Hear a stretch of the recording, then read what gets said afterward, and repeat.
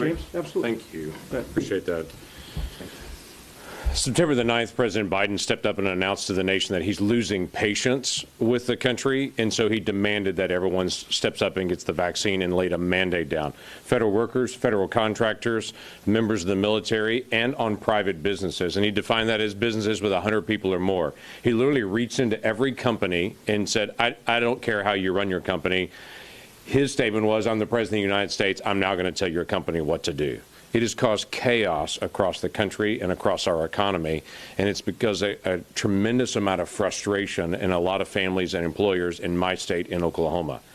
Listen, the vast majority of the people in my state have been vaccinated. They've chosen to do that. I've been vaccinated. But the vast majority of the people that have been vaccinated also say that was a personal choice that I made. I want others to have the same ability to have the same choice that I made in their life as well. We've got 40+ million people that have already had COVID and have recovered. They have natural immunity. We have people that are in cancer treatments and other things that are saying this is not right. I have a friend of mine that his son has had long-term COVID, and after months and months and months of a very difficult, long recovery, is now on the other side of it, and now his employer is saying if you want to stay employed, you need to have this vaccine, and he has no idea how his body's going to react to this. He literally has to choose between his own doctor telling him don't do this or keeping his job because President Biden has determined he's going to be the nation's dad and he's going to tell everyone what they have to do. That's not who we are as a country. That's not how we should operate. That's not the job of the president, is to go instruct everyone. I've also spoken to a lot of folks that work in union shops in my state. And those union members are telling me that they've gone to their stewards, their folks locally, and have said, I need somebody to represent me because I don't want to be able to do this. I don't want to take this vaccine for whatever personal reason that they have. And they're finding out that the union bosses here in Washington, D.C. are saying, no, we're going to salute to President Biden. And they're literally not representing even the challenges of the individuals that are on the floor. Those folks are incredibly frustrated because they thought their union represented them, but they're finding out actually their union represents the Democrat Party and whatever the Democrat president wants to be able to do, regardless if it violates their union contract. Literally, the president's reaching into every collective bargaining agreement across the country and is saying, I'm adding a new feature to your collective bargaining agreement, whether you want it there or not.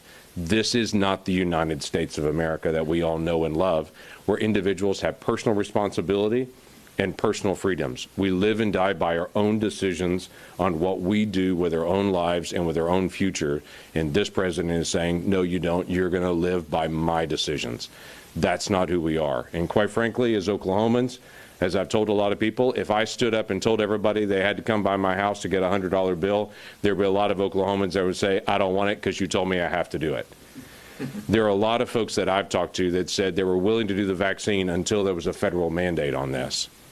And now they're digging in because we're Americans and we're a stubborn breed. That's what has made us the most prosperous economy in the world, is because we're a stubborn people that works hard and has personal responsibility. And it is not the job of the president to take that away from the American people. And it is certainly the cry of the people of Oklahoma to say, do whatever we can to stop it. Now, we can bring up a bill in Speaker Pelosi's house, and we can demand that Chuck Schumer takes up a bill to be able to take this down, because we're all part of legislation. But we can push and get a Congressional Review Act to be able to get this mandate pulled out as soon as they put it in. And we believe the reason they've delayed putting out the instructions from the Department of Labor so long is because they're afraid of this exact thing that we're doing. They don't want us to be able to challenge this and put everyone on record to say we want to encourage people to take a vaccine but not mandate a vaccine, because that's the American way.